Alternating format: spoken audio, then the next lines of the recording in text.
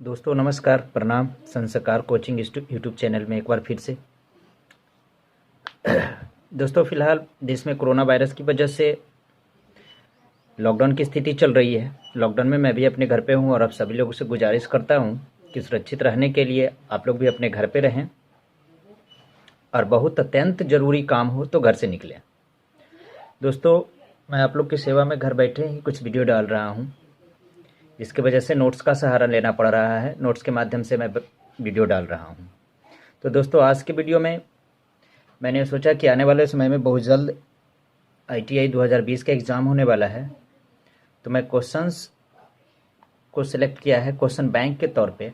तो सबसे पहले 2019 में जो सामान्य ज्ञान एवं विज्ञान से संबंधित जो क्वेश्चंस पूछे गए थे, उन क्वेश्चंस का मैंने सोल्यूशन दिया है इस वीडियो में। तो देखते हैं एक एक करके क्या था क्वेश्चंस। देखते हैं। हाँ, मैंने बना दिया है सामान्य ज्ञान एवं विज्ञान के हल प्रश्न ITI 2019। ITI का पूरा नाम होता है, अगर फुल फॉर्म बोला जाए तो इंडस्ट्रियल ट्रेनिंग इंस्टीट्यूट। क्या होता है? Industrial training institute. तो पहला क्वेश्चन है वो है, किसी पिंड के संवेग के परिवर्तन की दर किसके बराबर होती है? अर्थात पिंड का जो संवेग में परिवर्तन होता है वो किसके बराबर होती है? आपके पास ऑप्शंस दिया गया था, परिणामी ऊर्जा, परिणामी शक्ति, परिणामी बल के और परिणामी आवेग के। तो दोस्तों ऊर्जा, शक्ति और आवेग ये अन्य चीज़ें हैं। किसी पिंड का जो संवेग का परिवर्तन का दर होता है वो उसके परिणामी बल के बराबर होता है, क्योंकि आप जिस दिशा में बल लगाएंगे उस दिशा में ही वेग होगा, और वेग पर आधारित होता है संवेग। तो संवेग जो है न्यूटन के दूसरे गति नियम से है, जिसमें हम लोग को पता है संवेग जो होता है द्रव्यमान गुने वेग, अर्थात P बराबर mv। द्रव्यमान और वेग के गुणनफल को संवेग कहा जाता है। यानी पूछा जाए कि संवेग का परिभाषा न्यूटन के किस गति नियम से मिलता है, तो न्यूटन के दूसरे गति नियम से संवेग की परिभाषा मिलता है। दूसरी चीज़ ये भी संवेग से समझ लें कि जिस वस्तु का द्रव्यमान अधिक होता है, क्योंकि यहाँ द्रव्यमान गुने वेग, अगर वेग समान हो तो जिस वस्तु का द्रव्यमान अधिक होता है उसका संवेग ज़्यादा होगा, जिस वस्तु का द्रव्यमान कम होता है उसका संवेग कम होगा। जैसे कभी आपसे ये पूछ लिया जाता है कि 10 किलोमीटर प्रति घंटा या 5 किलोमीटर प्रति घंटा की चाल से एक रेलगाड़ी और एक साइकिल दोनों एक ही दिशा में चल रही है, किसका संवेग अधिक होगा? तो पता है कि साइकिल के अपेक्षा रेलगाड़ी का द्रव्यमान अधिक है तो उसका संवेग अधिक होगा। तो बिल्कुल डेफिनेटली आप लोग याद रखेंगे कि जिस वस्तु का द्रव्यमान अधिक होगा उसका संवेग अधिक होगा, जिस वस्तु का द्रव्यमान कम होगा उसका संवेग कम होगा। और संवेग की परिभाषा न्यूटन के किस गति नियम से मिलती है? तो न्यूटन के दूसरे गति नियम से। तो यहाँ इसका आंसर क्या हो जाएगा? बल के बराबर होती है संवेग में परिवर्तन की दर। क्वेश्चन नंबर 2 है, निम्न में से किस पदार्थ की ध्वनि की गति सबसे कम होगी? यहाँ 4 ऑप्शन है, वायु, कांच, जल, काष्ठ। किसमें ध्वनि की गति सबसे कम होगी? तो दोस्तों पता होना चाहिए कि ध्वनि की चाल माध्यम पर निर्भर करती है। यहाँ मैंने लिखा है डिटेल्स, सबको सॉल्यूशन के साथ मैंने बताया है। ध्वनि की चाल माध्यम पर निर्भर करती है। जो माध्यम जितना विरल होगा, यानी विरल का मतलब पतला, उसमें ध्वनि की चाल उतनी ही कम होगी, और जो माध्यम सघन होगा उसमें ध्वनि की चाल उतनी ही अधिक होगी। सघन का मतलब मोटा होना, विरल का मतलब पतला होना। तो जो माध्यम जितना विरल होगा, पतला होगा, उसमें ध्वनि की चाल कम होगी, और जो माध्यम जितना ज़्यादा मोटा होगा उसमें ध्वनि की चाल उतना ही ज़्यादा होगी। तो यहाँ देखते हैं हम लोग कि वायु, कांच, जल, काष्ठ यानी ठोस, इसमें सबसे विरल कौन है, सबसे पतला कौन है? तो सबसे पतला क्या है? वायु है। इससे मोटा क्या है? जल है। ठीक है ना। लेकिन हम लोग को सबसे कम की बात करनी, तो सबसे कम विरल यानी सबसे कम पतला इसमें कौन है? सबसे ज़्यादा पतला कौन है? वायु है। तो सबसे ज़्यादा विरल होगा माध्यम, तो सबसे कम उसमें चाल होगा। तो इस प्रकार ध्वनि की चाल निम्नलिखित में सबसे कम किस में होगी? तो वायु में होगी। किस में होगी? वायु में होगी। अगर पूछा जाए कि क्या ध्वनि की चाल माध्यम पर निर्भर करती है, तो हाँ, निर्भर करती है। तो यहाँ पे मैंने कुछ वस्तुओं में ध्वनि की चाल का मान लिख दिया है, जो देख लेते हैं हम लोग एक एक करके। वायु में ध्वनि की चाल 332 मीटर प्रति सेकंड, जल में 1483 1498 मीटर प्रति सेकंड। कहीं कभार 1483 मीटर प्रति सेकंड, तो कहीं किसी बुक्स में 1498 मीटर प्रति सेकंड भी मैंने देखे हैं। तो जो एग्जाम्स में अगर क्वेश्चन पूछा जाए तो ऐसा नहीं होगा कि दोनों साथ में दे दिया जाएगा। आप ज़्यादा से ज़्यादा अगर वैल्यूएबल मानो तो 1483 मीटर प्रति सेकंड होगा। कांच में 5640 मीटर प्रति सेकंड होता है, लेकिन अगर रेंज पूछे तो 2000 से 6000 मीटर प्रति सेकंड। ठोस में पूछे तो 3300 से 5000 मीटर प्रति सेकंड, जो कि कास्ट भी वो लिखा जाता है इसको। हाइड्रोजन 1269 मीटर प्रति सेकंड। CO2 अर्थात कार्बन डाइऑक्साइड 260 मीटर प्रति सेकंड। 100 डिग्री सेल्सियस भाप पर 405 मीटर प्रति सेकंड। एल्युमिनियम 6420 मीटर प्रति सेकंड। उसके बाद एल्कोहल में पूछा जाए 1213 मीटर प्रति सेकंड। पारा में 1450 मीटर प्रति सेकंड। समुद्री जल में 1533 मीटर प्रति सेकंड। Fe अर्थात लोहा में 5130 मीटर प्रति सेकंड। ये जितना भी चाल आपको बताया गया है वो उन वस्तुओं की 0 डिग्री सेल्सियस ताप पे, यानी ये जब वस्तु 0 डिग्री सेल्सियस ताप पे होता है तब इनका चाल, अर्थात 0 डिग्री सेल्सियस पर वायु में जो ध्वनि की चाल होती है 332 मीटर प्रति सेकंड। 0 डिग्री सेल्सियस पर जल में जो होती है 1483 या 1498। ज़्यादा वैल्यूएबल कौन सा बताया? 1483। 0 डिग्री सेल्सियस पर कांच में 5640 मीटर प्रति सेकंड। यहाँ तो बात आई कि 0 डिग्री सेल्सियस पर सर आपने बता दिया कितना होता है, लेकिन कभी कभार ऐसे पूछ दिया जाता है एग्जाम्स में ज़्यादा कि 25 डिग्री सेल्सियस ताप पर एल्युमिनियम में ध्वनि की चाल कितनी होगी। तो वहाँ के लिए मैंने ये बता दिया कि ध्वनि की चाल जब ताप 1 डिग्री सेल्सियस बढ़ता है, जब भी ताप 1 डिग्री सेल्सियस से बढ़ेगा तो ध्वनि की चाल 0.61 मीटर प्रति सेकंड की दर से बढ़ जाती है।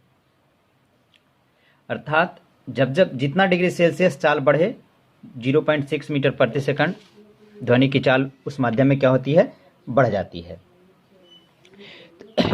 जैसे अगर आप को पूछ दिया जाए कि वायु में ध्वनि की चाल 332 मीटर प्रति सेकंड 0 डिग्री सेल्सियस पर होगी तो 10 डिग्री सेल्सियस पर कितनी होगी? तो 1 डिग्री सेल्सियस पे 0.61 मीटर प्रति सेकंड बढ़ता है, तो 10 डिग्री सेल्सियस पे तो 0.6 में हम लोग 10 से पहले गुना कर देंगे तो 6.1। अब 332 में हम लोग क्या कर देंगे? 6.1 को जोड़ देंगे तो 338.1 मीटर प्रति सेकंड। इस तरह से आप निकाल लोगे। फिर आगे मैंने बताया है कि ध्वनि की चाल का दाब पर प्रभाव नहीं पड़ता है। अगर दाब बढ़ाया जाए या घटाया जाए तो ध्वनि की चाल जो होती है उस माध्यम ध्वनि की चाल का जो होता है उस माध्यम में कोई प्रभाव नहीं पड़ता है। यहाँ से एक इम्पॉर्टेंट चीज़ हम लोगों ने सीखा कि जब ताप 1 डिग्री सेल्सियस किसी माध्यम का बढ़ जाता है तो ध्वनि की चाल उसमें 0.6 मीटर प्रति सेकंड बढ़ जाता है। अब मैंने जब 0 डिग्री सेल्सियस पे आपको बता दिया कि इतना चाल होता है, तो जितना भी ताप बढ़ाया जाएगा तो जितना डिग्री सेल्सियस बढ़ा उसमें पहले 0.61 से गुना कर लेंगे और जो 0 डिग्री सेल्सियस पर चाल दिया हो उसको क्या कर लेंगे? जोड़ देंगे। अब बात आती है शुष्क वायु और आर्द्र वायु में किसमें ध्वनि की चाल अधिकतम होगी, शुष्क वायु या आर्द्र वायु में? तो हम लोग को पता है कि शुष्क वायु जो होती है आर्द्र वायु की अपेक्षा पतली होती है। शुष्क यानी गर्म वायु, हल्की होती है, विरल होती है, तो इसमें ध्वनि की चाल कम होगी, आर्द्र वायु में ध्वनि की चाल अधिक होगी। आगे आते हैं। क्वेश्चन नंबर 3 बोलता है रेडियो सक्रियता की इकाई क्या है? Lux, Becquerel, Tesla, siemens. तो इसमें रेडियो सक्रियता की इकाई जो है बेकुरल है। क्या है? बेकुरल है। जो हेनरी बेकुरल ने रेडियो सक्रियता की खोज की थी तो इन्हीं के नाम पे रेडियो सक्रियता की इकाई को क्या रखा गया है? बेकुरल। यहाँ ऑप्शंस में दिया गया है लक्स, टेस्ला, सीमेंस। इन सब के बारे में भी जानकारी लेते चलते हैं। लक्स जो है वो ल्यूमेन कैंडेला की जो है व्युत्पन्न इकाई है। टेस्ला जो है वो विद्युत क्षेत्र की चालकता की इकाई है। सीमेंस जो है विद्युत चालकता की प्रतिलोम है। विद्युत चालकता की इकाई ओम होता है तो उसका प्रतिलोम है, जिसको हम लोग पहले महो भी कह लिया करते थे। क्या कहते थे हम लोग? महो बोल लिया करते थे। तो इस तरह से ये जो है विद्युत चालकता का प्रतिलोम है। क्वेश्चन नंबर आगे आते हैं, अब हम लोग देखते हैं। रबड़ के व्यापारिक बल्कीकरण में किसका प्रयोग होता है? अर्थात जब रबड़ पेड़ से प्राप्त किया जाता है तो वहाँ पे क्या लगाकर उसके प्रत्यास्था को बढ़ाया जाता है, क्या मिलाया जाता है? तो याद रखना होगा गंधक। यानी रबड़ के व्यापारिक बल्कनीकरण में किसका प्रयोग होता है? तो गंधक का प्रयोग होता है।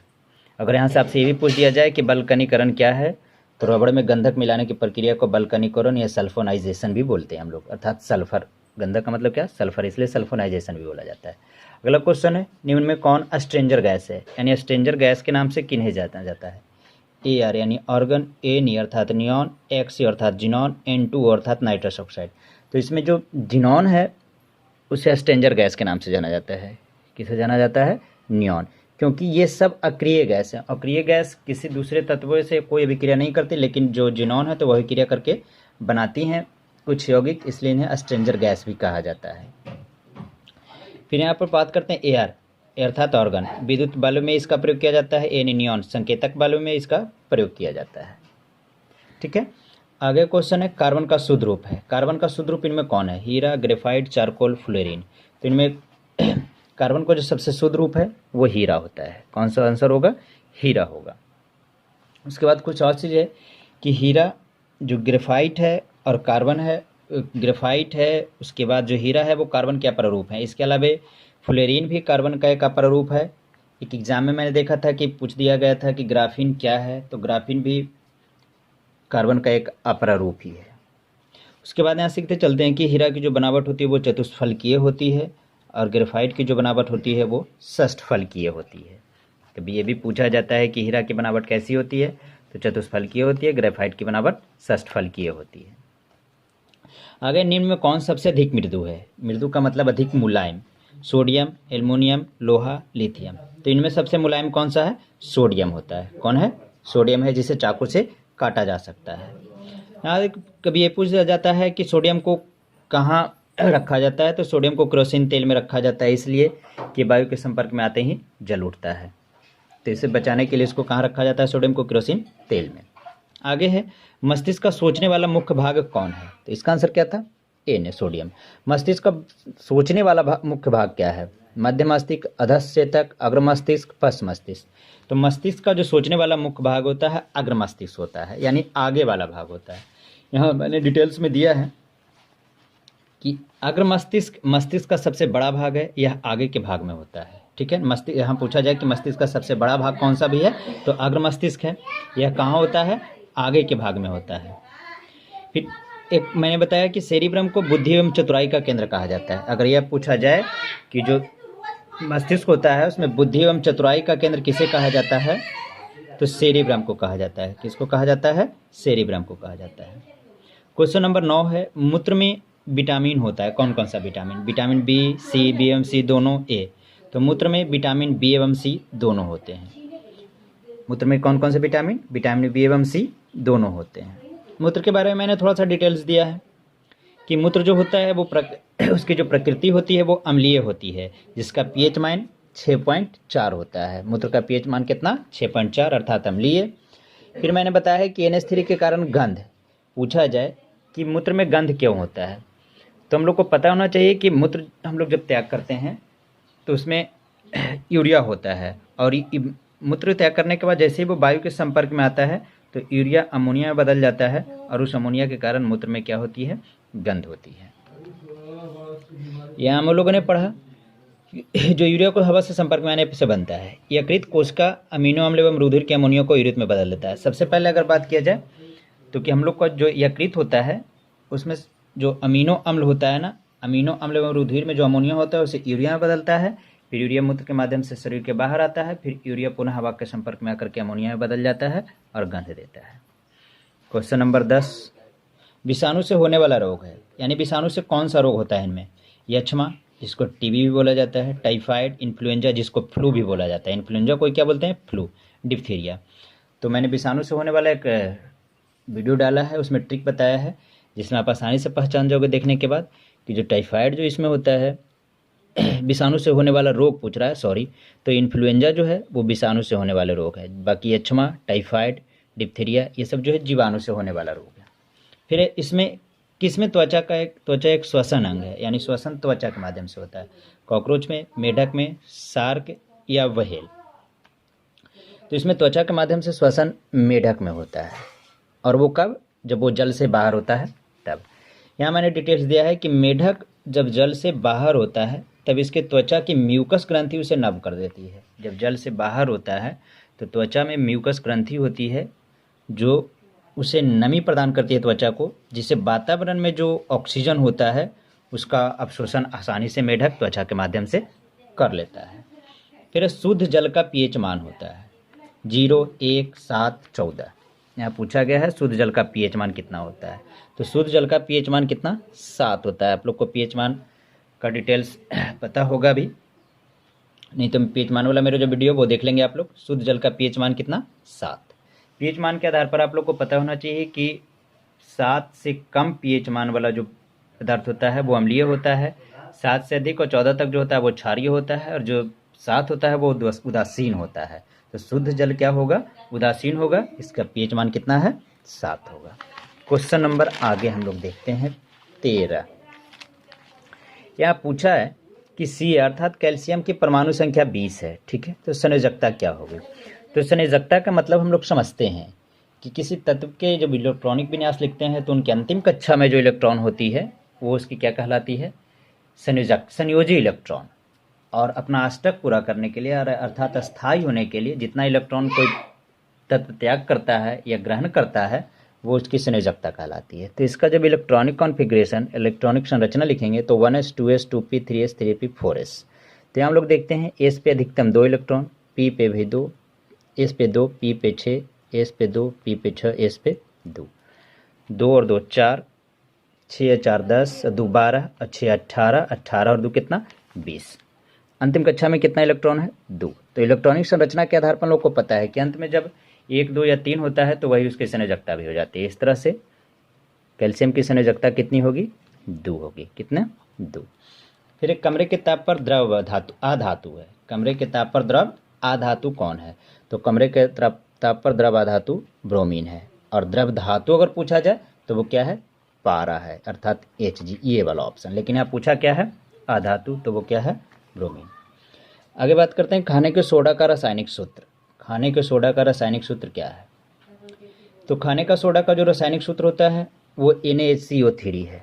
क्या है, NaHCO3, जिसे सोडियम बाइकार्बोनेट भी बोला जाता है या सोडियम हाइड्रोजन कार्बोनेट। अब इससे रिलेटेड कुछ और चीज़ है, डिटेल्स हम लोग देखते हैं। Na2CO3 जिसे धोने का सोडा, वाशिंग सोडा या सोडा एस कहा जाता है। और जब इसमें जल की मात्रा होती है तो Na2CO3 इंटू 10H2O इसे लिखा जाता है, जिसे हम लोग आर्द्र सोडियम कार्बोनेट भी बोल सकते हैं।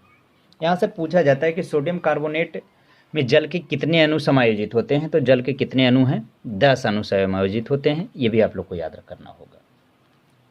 फिर आया बात है NaCl का। NaCl जो है जिसको टेबल साल्ट भी बोला जाता है, इसका साधारण नाम सोडियम क्लोराइड है। बात कर रहे थे NaHCO3 के। तो NaHCO3 सोडियम हाइड्रोजन कार्बोनेट या सोडियम बाइकार्बोनेट भी इसको कहा जाता है। इसे मीठा सोडा, खाने वाला सोडा या बेकिंग सोडा भी कहा जाता है। ये बनता कैसे है, जब Na2CO3 को गर्म किया जाता है, अर्थात Na2CO3 इंटू 10H2 अर्थात जलयोजित Na2CO3 इंटू 10H2 को, तो ये सोडियम हाइड्रोजन बाइकार्बोनेट में बदल जाता है।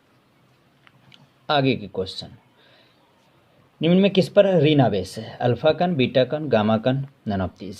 तो आप सबको पता होगा ये बीटा कण पर ऋण आवेश होता है। 17 पॉलीथीन किसका बहुलक है। तो पॉलीथीन एथीन का बहुलक है, सॉरी किसका बहुलक है, एथीन का बहुलक है। फिर जल में डूबी हुई सीधी छड़ का मुड़ा हुआ प्रतीत होने का कारण। तो कोई भी चीज़ जल में अगर मुड़ी प्रतीत हो रही है तो 10th क्लास के फिजिक्स में भी बताया गया है, प्रकाश के अपवर्तन के कारण। किसके कारण, प्रकाश के अपवर्तन। फिर बिडाल टेस्ट का संबंध है, मोतीझरा, मलेरिया, हैजा, पीत ज्वर। मैंने जीवाणु से होने वाले रोग में बताया है कि बिडाल टेस्ट का संबंध किस बीमारी से है। किस बीमारी को पता लगाने के लिए बिडाल टेस्ट किया जाता है, तो वो मोतीझरा। मोतीझरा का दूसरा नाम क्या है, टाइफाइड है, याद रखेंगे आप लोग, टाइफाइड। तो बिडाल टेस्ट का संबंध किससे है, मोतीझरा अर्थात टाइफाइड से। क्वेश्चन नंबर 20, निम्न में वैद्युत का सर्वोत्तम चालक, यानी विद्युत का सबसे अच्छा चालक कौन है इसमें। तो आप सब लोग को पता होगा, चालकता के आधार पर जो चांदी है Ag, वो विद्युत का सर्वोत्तम चालक है। आगे आलू का खाया जाने वाला भाग। आलू का खाया जाने वाला भाग कौन सा, तना है। तना जो होता है वो आलू का खाया जाता है। विषाणु द्वारा उत्पन्न नहीं होने वाला रोग है, ध्यान दीजिएगा, यहाँ पूछा है नहीं होने वाला रोग, होने वाला रोग नहीं होने वाला रोग।